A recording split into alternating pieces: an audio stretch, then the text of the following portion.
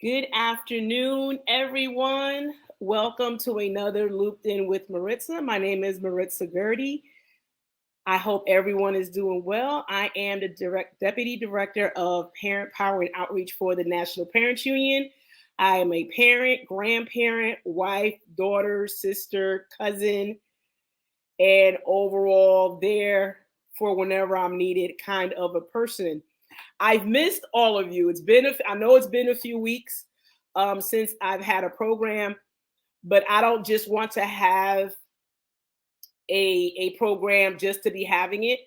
I try to be very selective in topics, and I also reach out to folks that I think have a very powerful message that I hope they'd like to share with many other folks. So that's why sometimes I may be in hiatus for a couple of weeks, but I'm happy to be back. A lot of things have been happening in this country, in and around the city of Philadelphia, in the state of Pennsylvania, across the country. And for those of you that are accustomed to watching the show, you know that I like to open it up with some informational announcements. So and hopefully it'll be of some help to any one of you that may be wanting some information or some assistance with a particular area.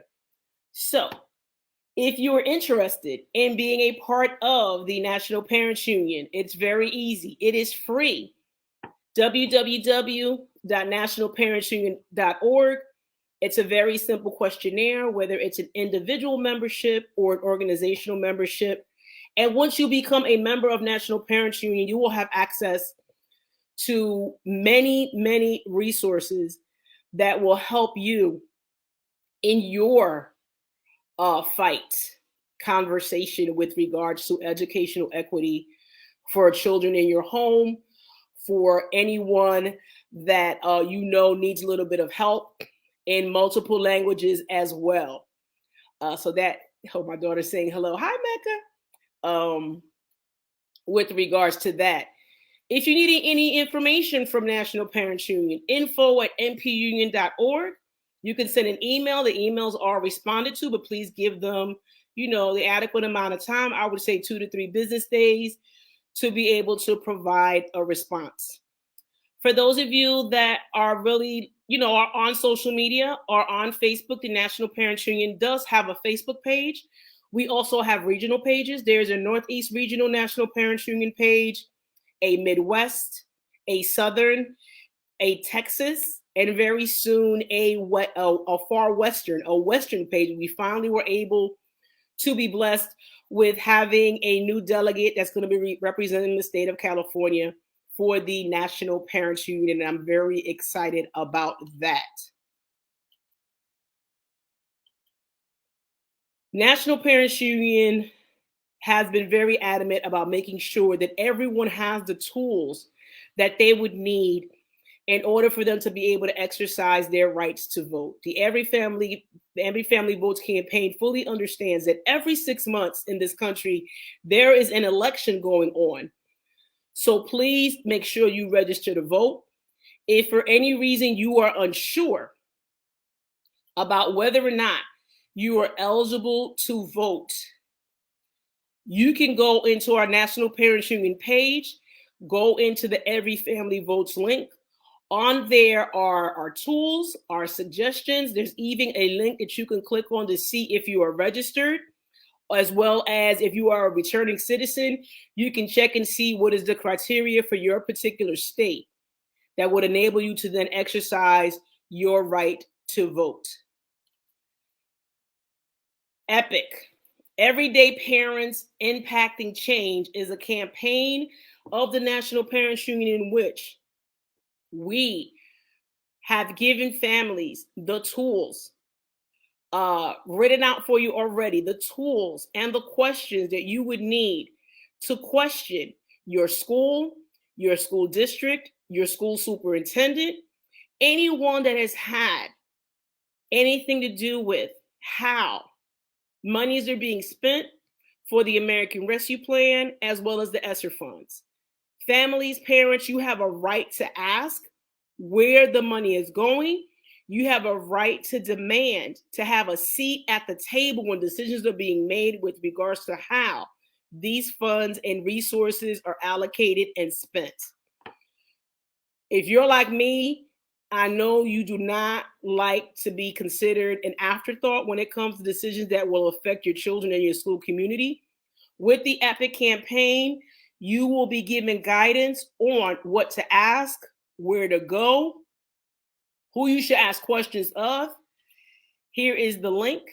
I will also put it in the chat as far as the EPIC campaign link and the National Parents Union website link, and also the Every Family Votes link. For all of you that submitted suggestions for Parent Recognition Week, thank you so very much. We had quite a few, I believe, well over 50 recommendations of people from across the country that someone identified as someone that's impacting their community, their school community at large. We had quite a few from the city of Philadelphia recommended by me. I also recommended some folks from up top, from Passaic, New Jersey, from Philadelphia. We received recommendations for recognition from Detroit, Michigan, from Florida, from Atlanta, many of the states on the West Coast, the Midwest. Thank you to all of you that saw that there was a person in your community or several people in your community that are doing the work that deserve some type of recognition. So for all of you that participated and submitted someone's name and information, thank you so very much. Those folks had a nice graphic made with their information, and they're going to be shared out. We're going to continue to share them out. This is not something that is one and done opportunity. There are going to be more opportunities for everyone to submit folks that they know are doing the work for our families and our children and deserve some kind of recognition. A few things that come up. Could you say that again? Ooh, my watch. My apologies. I want everyone to know that did not know. National Parents Union hosts a parent policy hour every third Tuesday of the month. So this coming Tuesday, the 19th of April, I believe it's at 6 p.m. Eastern Standard Time, but you can look exactly on the National Parents Union website. It will be your opportunity to listen and hear what's going on with policy law changes at large on a federal level and possibly at the state level. They will have a guest parent for the first hour. The second hour will be an Ask the Lawyer session. So if you have any questions regarding education, please tune in on the 19th for your opportunity to view and comment for the policy hour, and then to ask any questions from an attorney in the Ask a Lawyer session. National Parents Union also had latest poll results that we announced a couple of weeks ago. Families from across the country were asked a lot of questions when it came to how they feel about their child's current educational level. Do they feel that COVID protocols had been followed? How they felt about the spending of ESSER and ARP money. A lot of questions that a lot of us have were asked by Echelon, an organization that we use for our polling. They asked several people, various socioeconomic backgrounds, various ethnicities. They were asked these questions and they gave their answers. And it's very telling with regards to how families and caregivers of school-age children across the country feel that the education space is being handled, whether it's good, whether it's bad, whether nothing has changed. So please go onto the National Parents Union website and look at the results of our latest poll. I have a couple more things on here that I wanted to make sure folks knew about. A reminder for a lot of folks, especially in Philadelphia, COVID cases are on the rise again. As a result, mask mandates have become in effect again. A reminder with regards to that: this week is spring week for the School District of Philadelphia students, staff, and faculty. But a reminder that when they come back next week, everyone will be required to mask up until further notice. Of course, I know they're going to follow the guidelines of the Philadelphia Department of Public Health. But just a reminder that when our children go back next week, all of our children must wear masks. And I do know that not every school has the bandwidth to be able to continuously provide masks for free. So if you're able to grab some masks when you're out doing your shopping, or when you're out just getting things on a day to day, try to make sure you get some masks. That way your children will have it in their book bags and they won't forget to have a mask on. I would hate for anyone to be told you have to come in with a mask and not have one. And if the school doesn't have any extra, we don't want any upcoming issues as a result. I would hate to see that happen. For anyone interested in a free COVID test, free COVID test every Thursday in the month of April from 9 a.m. to 1 p.m. at El Concilio. They're at 141 East Hunting Park Avenue. That's Front and Hunting Park. It will be free. No insurance required. No appointment required. Walk-ins are available. You just have to, understand that you must be able to swab your own nose. And they're testing folks that are symptomatic or that feel that they have been exposed to someone that is symptomatic. Another bit of information here that I hope will be helpful. There's going to be a free 2-day healthcare clinic, dental, medical, vision, April 23rd and 24th. Beginning at 6 a.m. at the Pennsylvania Convention Center. And that's at 11th and Arch. It will be a free 2-day healthcare clinic for any of you that are underinsured or don't have any insurance. Please go take advantage of this opportunity. It'll begin at 6 a.m. and I'm assuming it will be first come, first serve. So right now, I'd like to bring on my guests. And we're going to have a nice conversation. And I hope that those of you that have questions or comments, please put them in the chat. And I'll be happy to try to address those as well as we're having our conversation. Hello. Hello. Welcome. Thank you. I'm glad to be here. I appreciate you.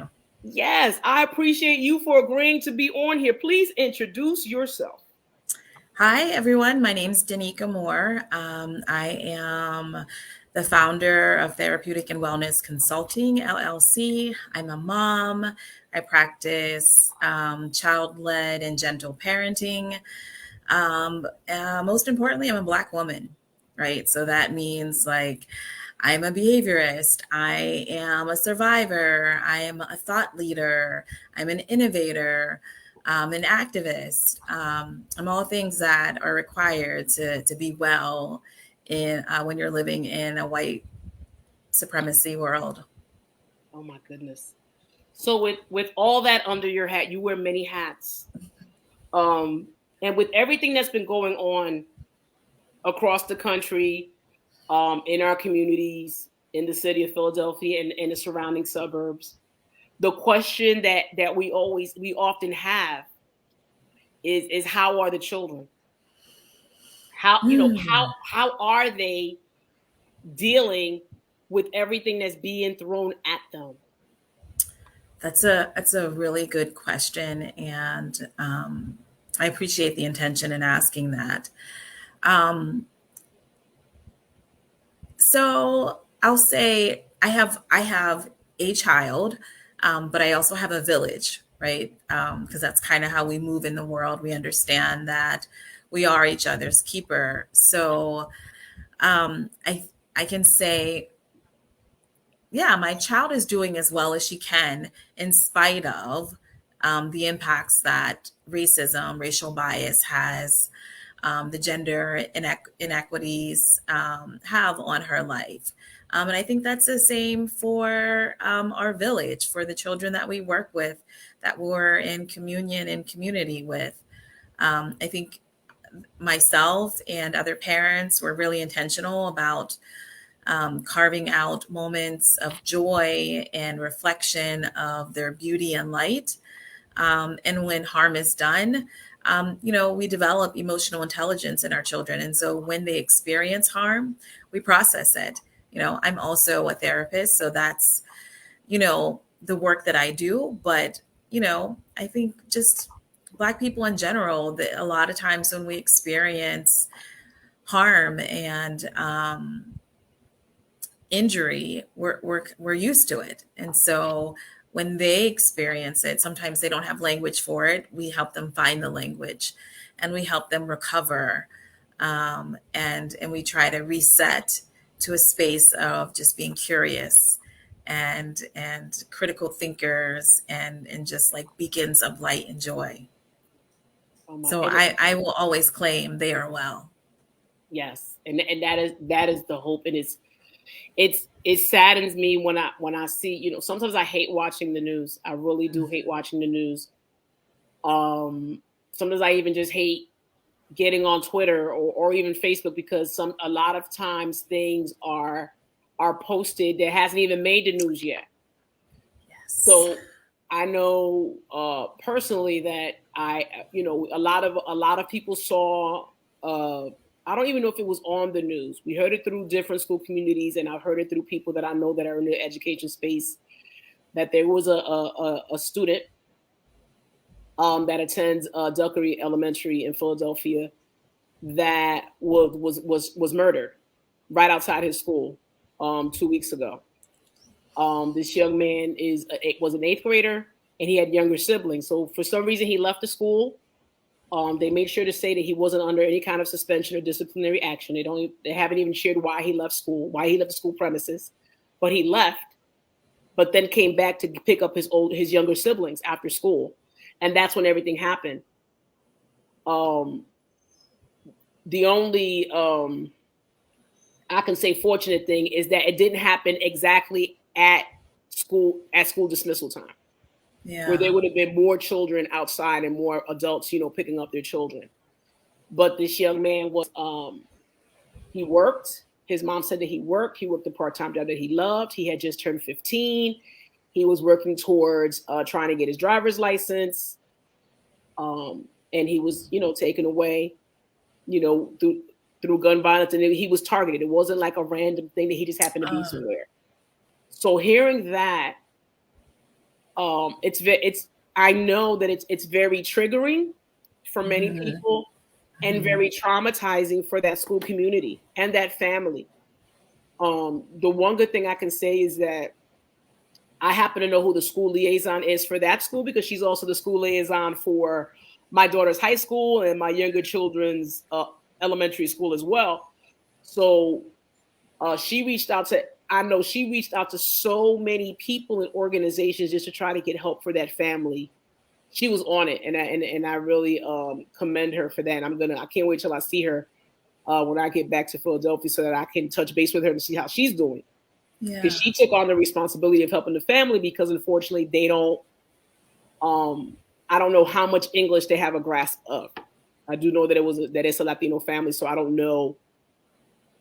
I know they knew some English, but the communication may have been difficult in them trying to get resources to help the family out during this tough time.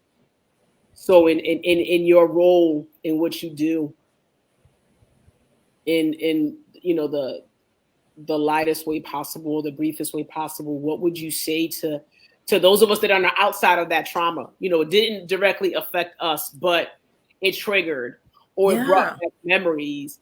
Or how do we talk to our children about things like that? I appreciate the question. I mean, I think it's important, because I'm always pursuing healing, because I think that's just the work that we're meant to do. And it starts with information and education. You know, Hearing that before you even told the story, just the setup was activating. My body was having a reaction. And what that is that most of us feel, that sensation, that adrenaline rush, that drop in our stomach, those are symptoms of post-traumatic stress. Yes. One of the things that I try to do, in educating folks particularly, parents of, Black and brown children, those who are at PWIs and just in any type of, institution, is introduce the term of racial trauma or race-based traumatic stress.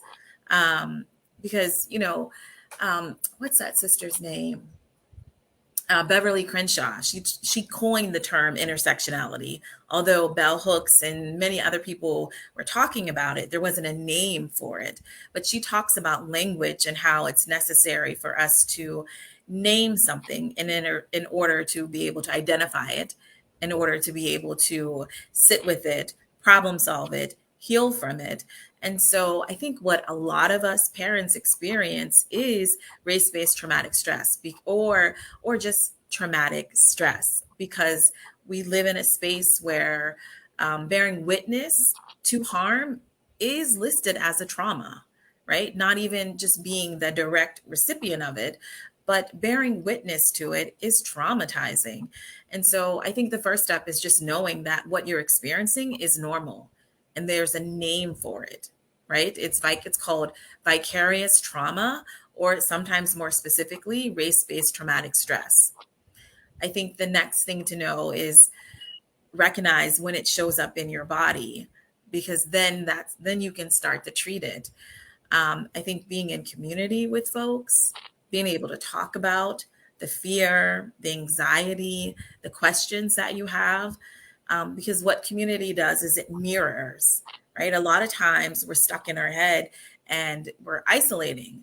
And so we think it's just us that's having this reaction. But the truth is, we know almost every 7 seconds, someone, a Black person in particular, is dying. We know within the 30-second cycle, somebody's experiencing sexual assault. And, by way of social media and the news, like you were saying, we're being bombarded with that. I think it's important for us to know what's going on, but also we have to have barriers to protect ourselves. So I think, the first thing I would say to parents is just be in community with other folks. Because it's you're having a reaction to it, and it's not just you, even if it's not your child. I think the other thing, that I if you have the ability to protect your child from that information, protect them. Yes. The world is waiting, unfortunately, to eat them up. They'll get it, right? I think sometimes there's a predisposure to traumatic material, and we don't have to do that. On the flip side, if they've already experienced it, they're bearing witness to it, they're some of the friends of that family, then you have to talk about it. Yeah, You have to I absolutely acknowledge the agree. fear. I You know what absolutely I mean? agree. There are some things that, as a mom, I know I've always I still strive to not to expose my children to too early, but I also have allowed them to be exposed to certain things so they can know the reality of how the world is, because we can't keep our children in a cocoon and Yeah. keep them forever, because when something traumatic does that then happens to them, it may be even harder for them to handle. And then they'll come back to the parent and say, why didn't you tell me that this is Yeah. how this could happen? Why, so it's a fine line that Yeah. parents have to always be on, that tightrope of, I'm going to show you a little bit of what this is like, but I don't want you to dwell in that space either. I just want you to be mindful. It's like teaching Right. your children to have some street sense. Mm-hmm. Like some children have been on public transportation since they were 6 years old. They'll jump on a train, a bus, a trolley, wherever they live, like that, because Yeah. that's what they were used to. Others may not have been exposed to it until middle school, or maybe until high school. And that is when, I remember my husband taught our daughter how to get on public transportation for middle school, because she aged out. Once you hit 6th grade, that's it. You had to learn how to get on a bus. Wow. Yeah. And he followed the bus. He showed her what the corner to get on, the corner to get off. But he followed that bus, I don't know for how many weeks, just to make sure. And to this day, I mean, now she gets all around the city of Philadelphia by herself. But we still explain to her, don't stay stuck in your phone. Don't just keep your music loud in your ears. Be mindful of your surroundings, and just look out for self. It's called self-preservation, basically. Yeah. I mean, And I think I'm sorry. no, that's okay. Go ahead. That's a part of just parenting that we kind of have to mourn. We don't have the luxury of just, being footloose and fancy free, and you know what I mean? But we do. I've definitely had those moments where I had to mourn having to introduce, misogyny and racism and classism to my daughter, and just like that stranger danger. Yeah, Yeah, there's protection. That's where it starts, just knowing that this exists out there.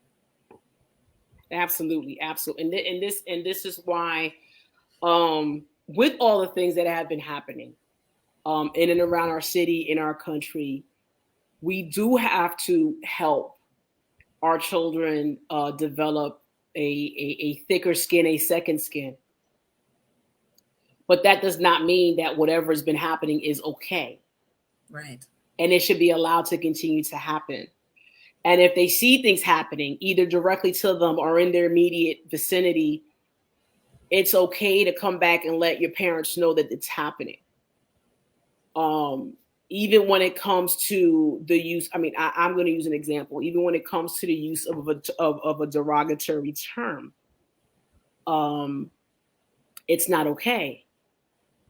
I had to have a difficult conversation at a family function,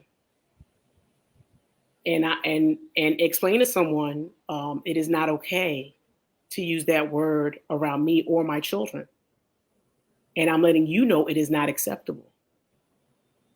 And I left. We left. Yeah. I and love that, that.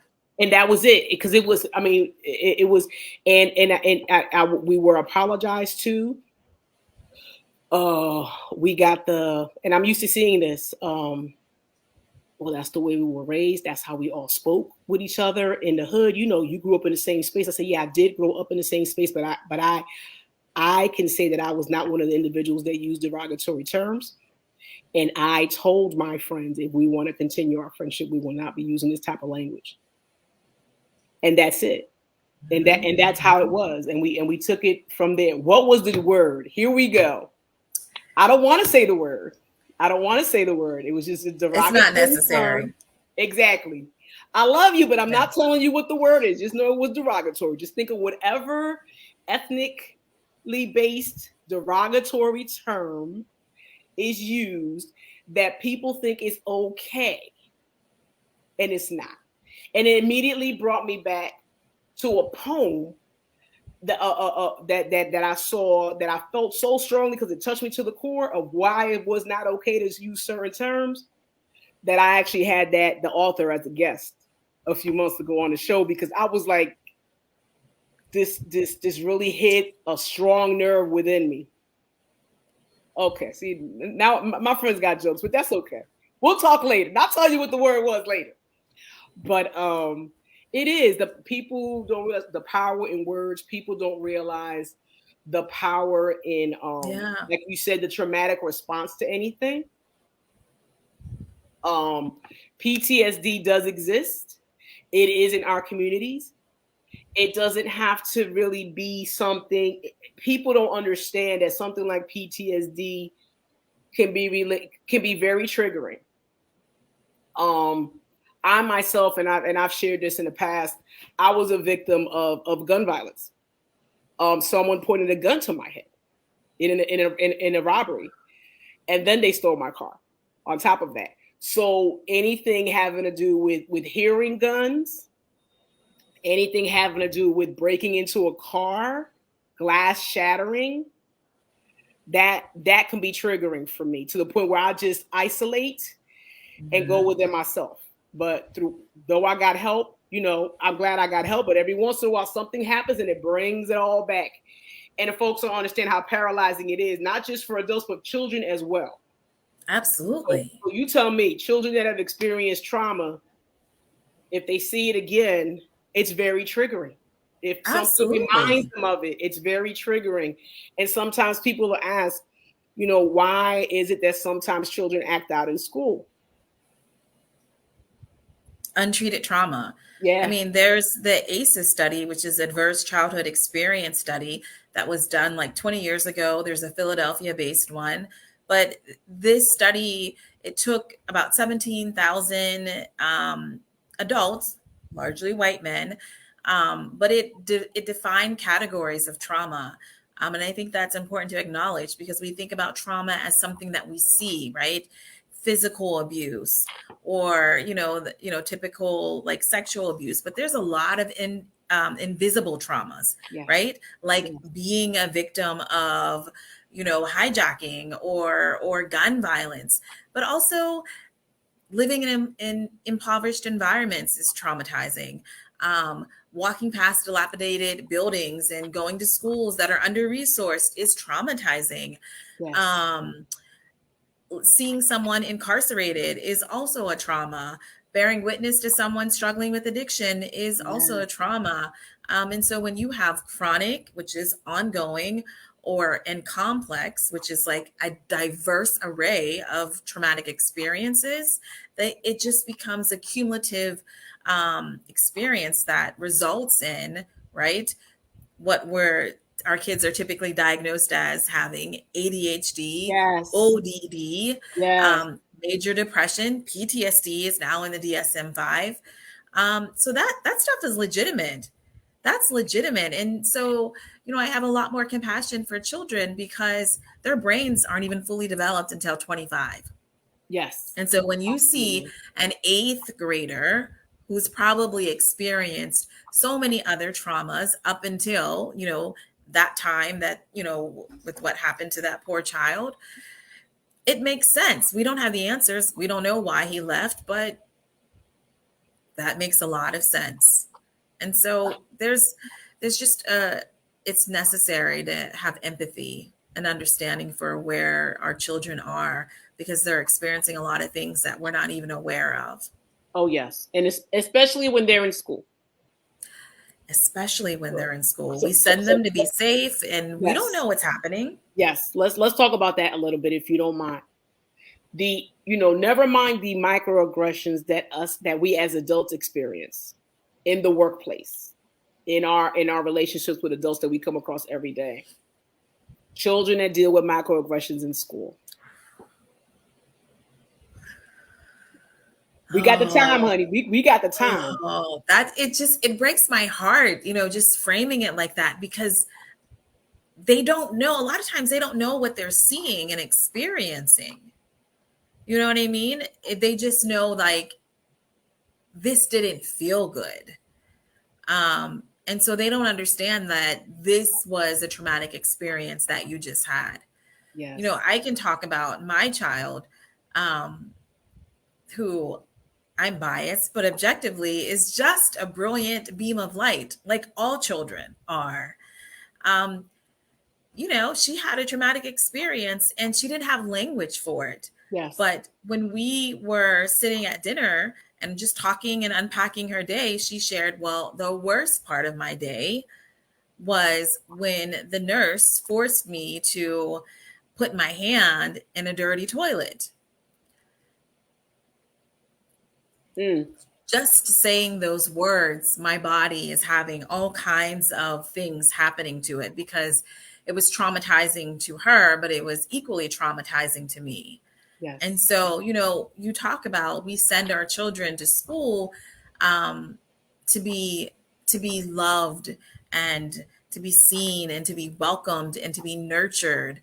And when we're not there, these micro that aren't so micro, but these macro aggressions happen, and it changes. It changes our kid. It changes them.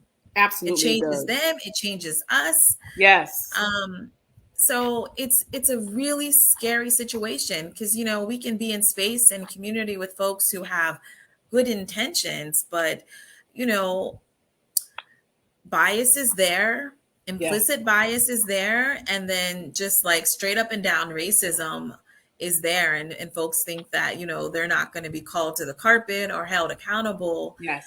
But that part's really scary, because then what do you do? How do you repair? Because what we know is that, the difference between a life event, like I missed the bus, I'm late on a bill, I have a breakup with a partner, I have an argument with a parent. Those are life events. We're prepared to deal with those things, Yes. right?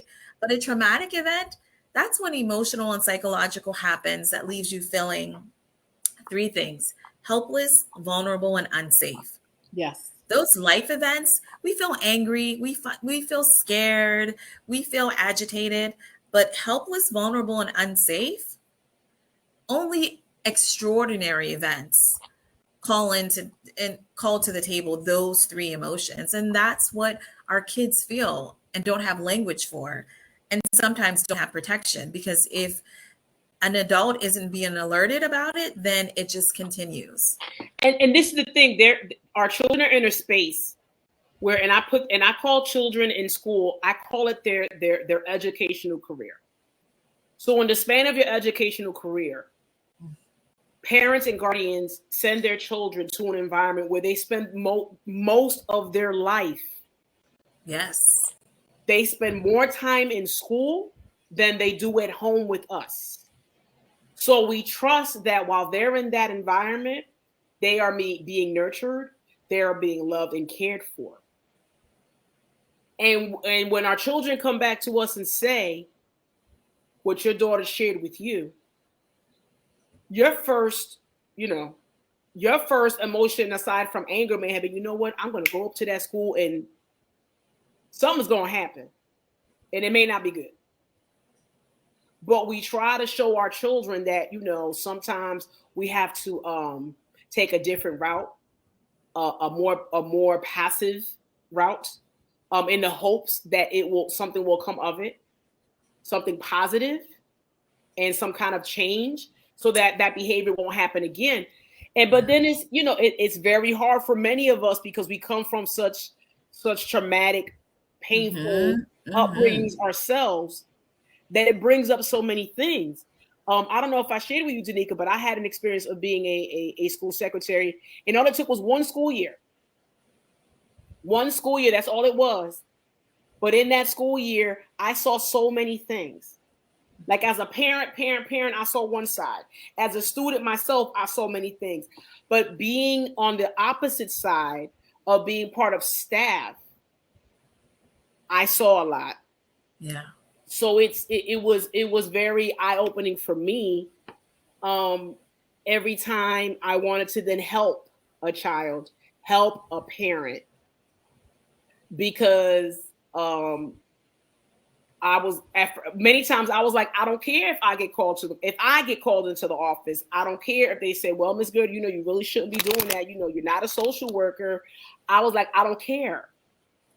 I'm a parent. I'm a human. I'm a mother. So I'm a woman. It's going to affect me. And if I can do something to keep someone from being hurt, I'm going to do it. And Yeah. what your baby experienced, is, I hope no other child ever has to experience. That person that caused her that harm, I honestly hope they're never around children again, but we don't know if that's going to happen. But the school administration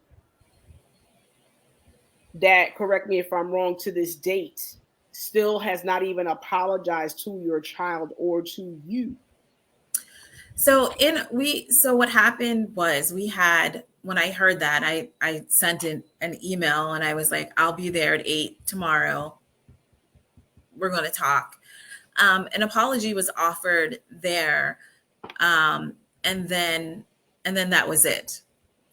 And so this is some of the work that, we do, and, what you're talking about.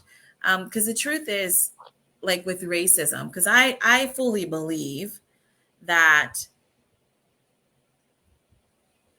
this would not happen to a white child. I fully believe this happened to my Black daughter, because she is Black and because she is my daughter. And what we know about racism is that it is prevalent everywhere and pervasive throughout all systems, Yes. right? So we can move here and move here and move here, but we're going to find racism everywhere. Um, and so a part of our desire to reform that space and to practice restorative justice is to have these hard conversations, is to call out folks sanctioning harm to Black parents. Because although what happened to my daughter was is incredulous, right? It's hard to believe that it happened, but there are so many other things that happen to other parents, children, where we know that something's not working. Yes. And we need folks who are in charge of creating the infrastructure to be able to sit quietly and here's what's not working. Here's how we've been harmed. And here's how we want things restored. Because that's what restorative practices is. It's not you offering an apology and then coming up with how you're going to resolve it going forward on your own. It's hearing from the folks that you harmed.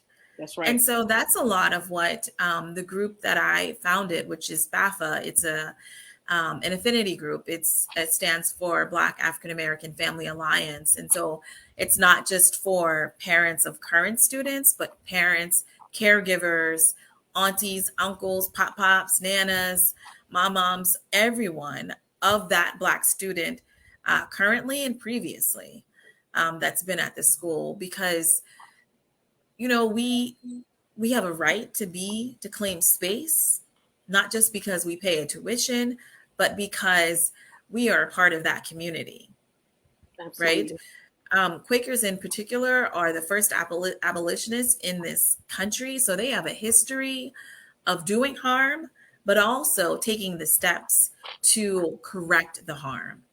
And so I think a lot of schools and systems since George Floyd, they have on their website that they are allies and they have anti-Black this and they want to be in community and they have these lovely signs that they put on their lawns. But I want to see the work.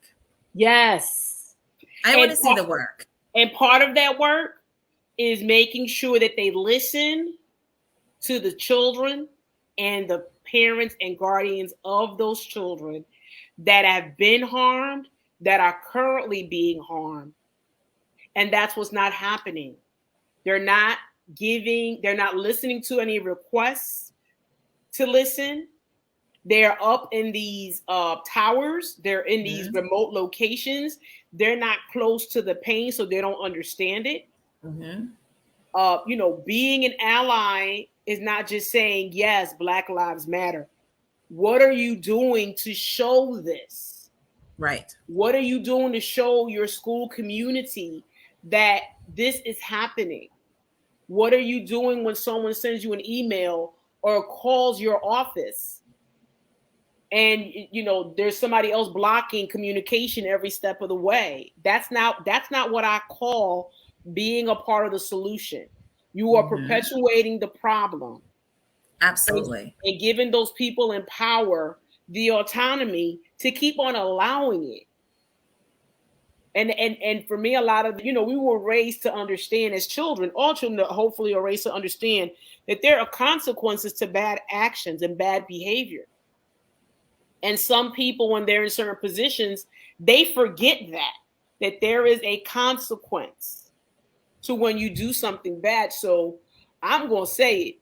Shame on that administration for not even being open to listen to the concerns of families in which a child under your care was harmed.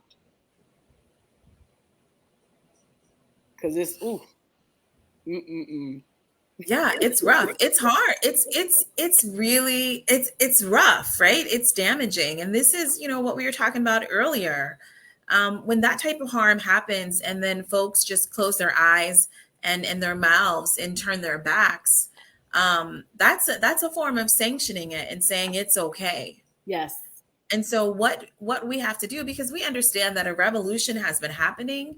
Like, a revolution isn't something that it happens like in one day and it's over. No, like, we've been like building towards this great paradigm shift. And what I understand that requires is for some of us to do different type of work, right? Because like in a war, everybody has a lane, right? There are folks who are in the air, right? Flying the helicopters and airplanes. There are folks who are on the ground who are doing the direct combat. There are the strategists. There are the nurses and doctors. There's the intel folk. Everybody has a role to play. And so, and as a part of this revolution, like, you know what I mean? There's a workers' revolution, there's a race revolution, there's a social justice revolution happening globally. Is unfortunately what we have to do is teach people how to sit in discomfort. And unfortunately, teach those who have harmed us how to sit in discomfort so they can stop being harmful. Now, ideally, what you want to do is bring in folks outside of the system who can come in and do some comprehensive trainings that usually is a 2-year partnership. But what I'm hoping, I have a lot of partnerships with a lot of the schools, like the Black At programs in schools, because we all experience some level of race-based traumatic stress being in those spaces. And so what we're trying to do is reform all of it. Yes. Can you tell me again the acronym for BAFA so I can put it in the comments? It's Black African American Family Alliance. Thank you. And see, this is the thing. I would really like for a lot of us to get out of the triage mode. Like for me. Yes, no, that's perfect. That is how you describe it. Yes, because we know things are happening. We know people are hurting across the country in our communities. Let's go help them. Let's provide this. But how about we encourage the more intense training of those that are educating our children, of those that are supervising the educators of our children, of those that are the superintendents in school districts. How about they take some more resources to make sure that people are better trained to talk to our children, to try to try to invoke a different behavior, as opposed to immediately either dismiss it or immediately punish, punitively our children. Because what they're going to end up creating is future adults that don't know how to handle conflict, don't know how to handle misunderstanding, don't know how powerful having a conversation is to de-escalate a situation. I mean, those are skills. Absolutely. Those are skills that people can learn. It's not automatic. A person that decides to be an educator, wonderful, beautiful thing. I'm so happy for you. Get your teacher's certificate. Go to college for that degree.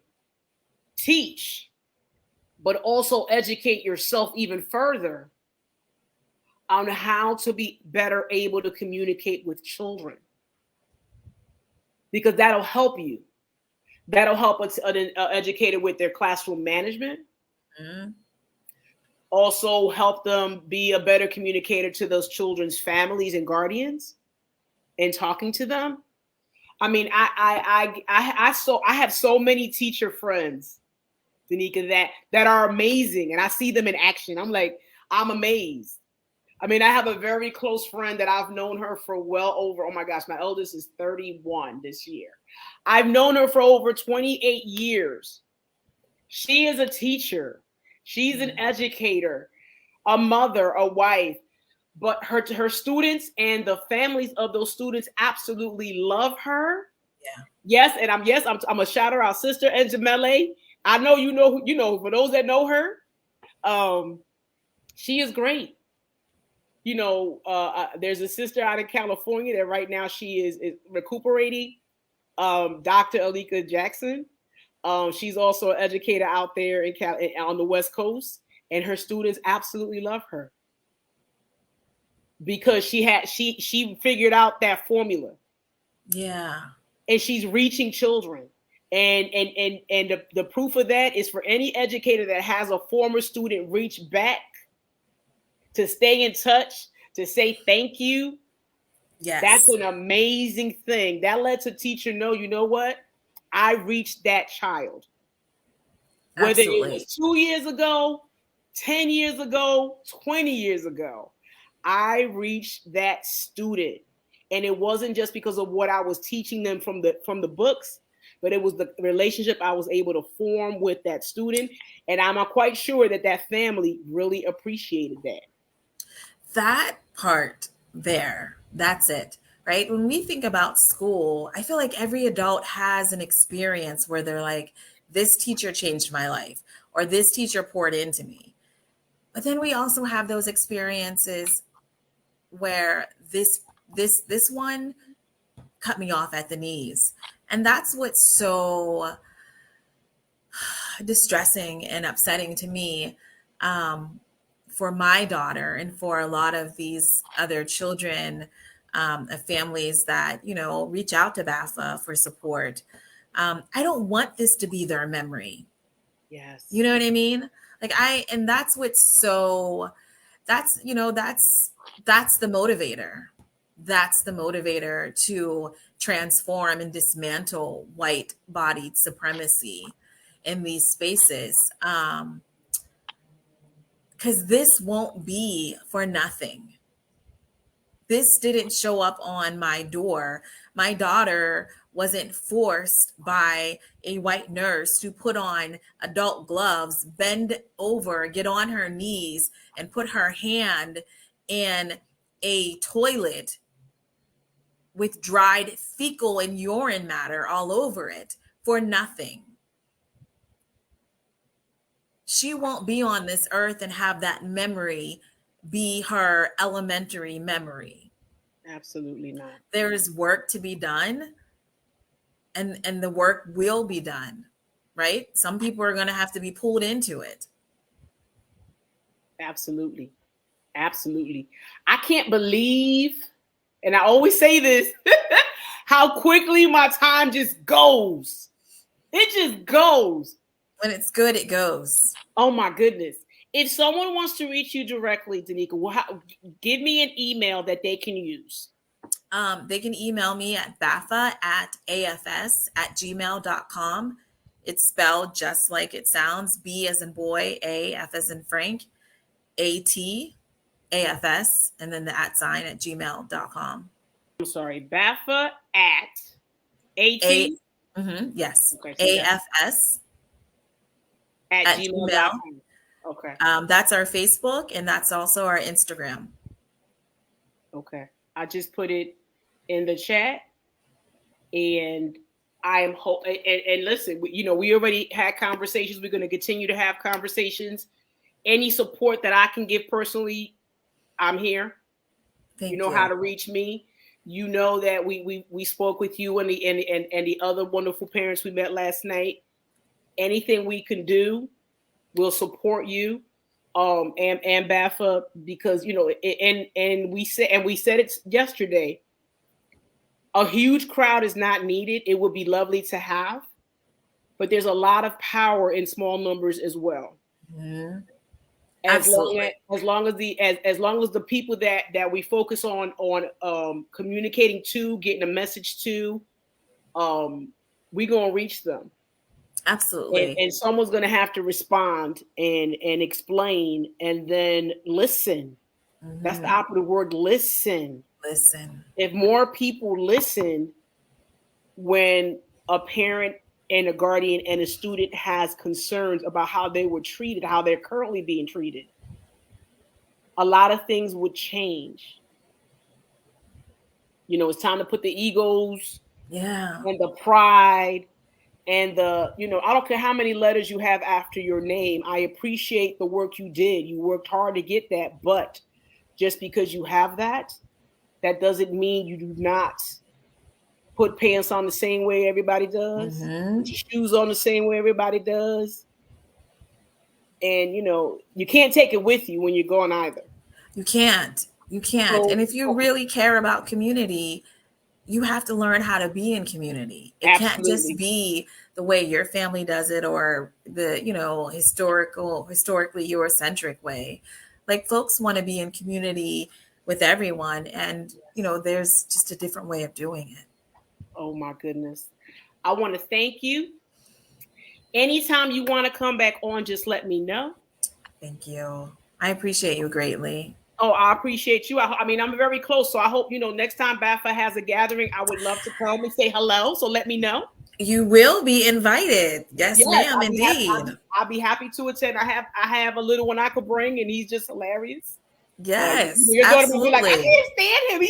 He's too, you know. But I hope to meet her soon. Yes, I close absolutely. out the show with some ending comments. So I thank you so very much. It's up to you if you want to stay in the virtual, waiting room. If not, I appreciate you so much, and we will talk soon. Thank you. Be well, everyone. Thank you so much, everyone, for allowing us to have this conversation. For all of you in the comments, I really appreciate you. Thank you, Mecca. Thank you, KD. You guys, you kept it a little bit lively, but I'll talk to you about that later. As far as commenting, Ty Leilani, thank you so much for tuning in as well. I appreciate every single one of you that have taken your time out of your day, out of your afternoon to tune in. I will be back next week with another Looped In with Maritza. But please remember, family, stay safe. COVID cases are rising in many parts of the country. If you're required to wear a mask, please do so. If you are vaccinated, please continue to stay safe. If you are unvaccinated, please be considerate of others and wear a mask. If you are around people that are have any kind of immune, compromises, that they can't afford to fall ill, stay safe. For all of you going through something, you're not alone. Please understand that there is someone out there that may be going through the exact same thing. All you got to do is you'd be surprised if you reach out how many people are just like you that are willing to stand with you, be supportive, and just be there for you if needed. It may not be to help you overcome everything, but just knowing you have support out there sometimes is all you need. I thank you all so very much for tuning in. And until next week, thank you so much.